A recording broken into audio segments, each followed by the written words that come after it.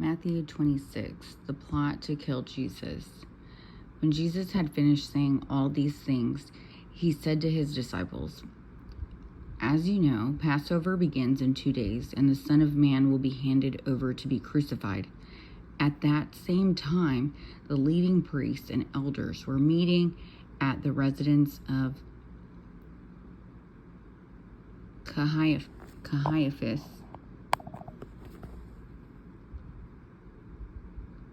the high priest, plotting how to capture Jesus secretly and kill him. But not during the Passover celebration, they agreed, or the people may riot. Jesus anointed at Bethany. Meanwhile, Jesus was in Bethany at the home of Simon, a man who had previously had leprosy. While he was eating, a woman came in with a beautiful alabaster jar of expensive perfume and poured it over his head. The disciples were indignant when they saw this. "What a waste," they said. "It could have been sold for a high price and the money given to the poor." But Jesus, aware of this, replied, "Why criticize this woman for doing such a good thing to me? You will always have the poor among you, but you will not always have me. She has poured this perfume on me to prepare my body for burial. I tell you the truth, wherever the good news is preached throughout the world, this woman's deed will be remembered and discussed." Judas agrees to betray Jesus. Then Judas Iscariot, one of the 12 disciples, went to the leading priests and asked, "How much will you pay me to betray Jesus to you?" And they gave him 30 pieces of silver. From that time on, Judas began looking for an opportunity to betray Jesus. The Last Supper. On the first day of the festival of unleavened bread, the disciples came to Jesus and asked, "Where do you want us to prepare the Passover meal for you?" "As you go into the city," he told them, "you will see a certain man. Tell him, 'The teacher says, my time has come, and I will eat the Passover meal with my disciples at your house.'" So the disciples did as Jesus told them and prepared the Passover meal there. When it was evening, Jesus sat down at the table with the 12 disciples. While they were eating, he said, "I tell you the truth, one of you will betray me." Greatly distressed, each one asked in turn, "Am I the one, Lord?" He replied, "One of you who has just eaten from this bowl with me will betray me.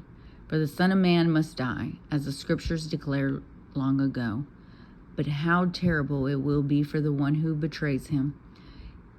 It would be far better for that man if he had never been born." Judas, the one who would betray him, also asked, "Rabbi, am I the one?" And Jesus told him, "You have said it." As they were eating, Jesus took some bread and blessed it. Then he broke it in pieces and gave it to the disciples, saying, "Take this and eat it, for this is my body." And he took a cup of wine and gave thanks to God for it. He gave it to them and said, "Each of you drink from it, for this is my blood, which confirms the covenant between God and his people. It is poured out as a sacrifice to forgive the sins of many. Mark my words, I will not drink wine again until the day I drink it new with you in my Father's kingdom." Then they sang a hymn and went out to the Mount of Olives. Jesus predicts Peter's denial. On the way, Jesus told them, "Tonight, all of you will desert me, for the scripture says, God will strike the shepherd, and the sheep of the flock will be scattered.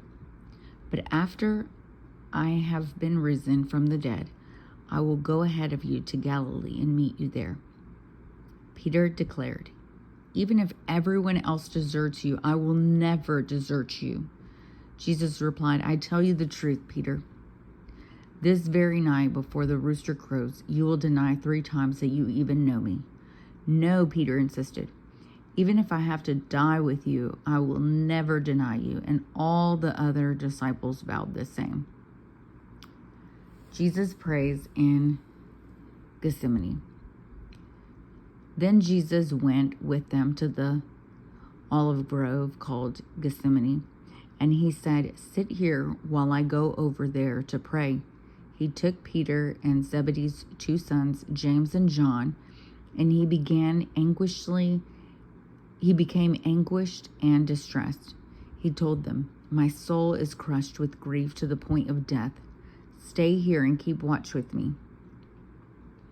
He went on a little further and bowed with his face to the ground, praying, "My Father, if it is possible, let this cup of suffering be taken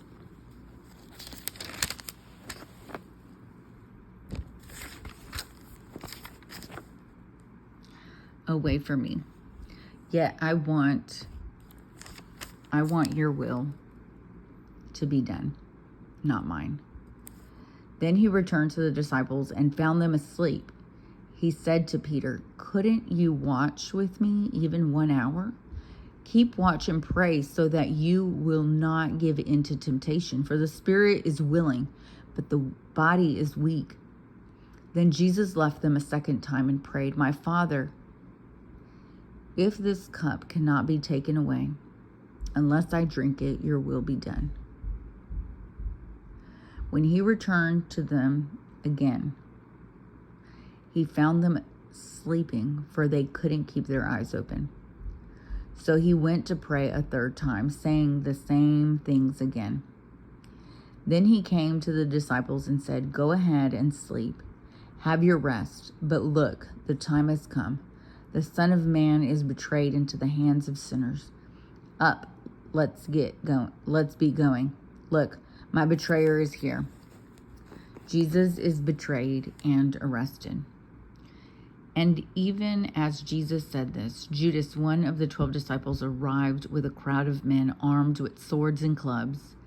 They had been sent by the leading priests and elders of the people. The traitor Judas had given them a prearranged signal. "You will know which one to arrest when I greet him with a kiss."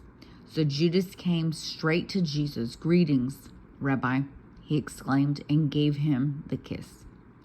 Jesus said, "My friend, go ahead and do what you have come for."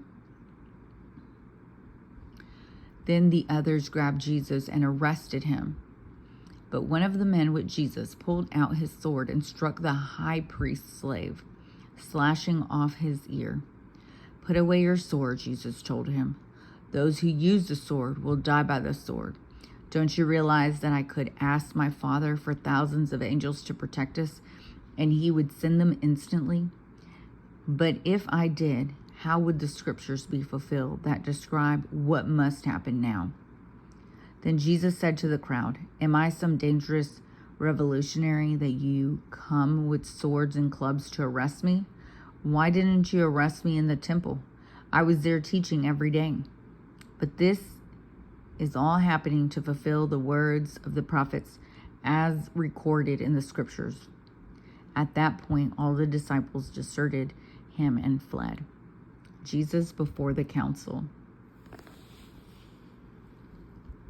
Then the people who had arrested Jesus led him to the home of Caiaphas, the high priest, where the teachers of religious law and the elders had gathered. Meanwhile, Peter followed him at a distance and came to the high priest's courtyard. He went in and sat with the guards and waited to see how it would all end. Inside, the leading priests and the entire high council were trying to find witnesses who would lie about Jesus so they could put him to death. But even though they found many who agreed to give false witness, they could not use anyone's testimony. Finally, 2 men came forward who declared, "This man said, I am able to destroy the temple of God and rebuild it in 3 days." Then the high priest stood up and said to Jesus, "Well, aren't you going to answer these charges? What do you have to say for yourself?" But Jesus remained silent.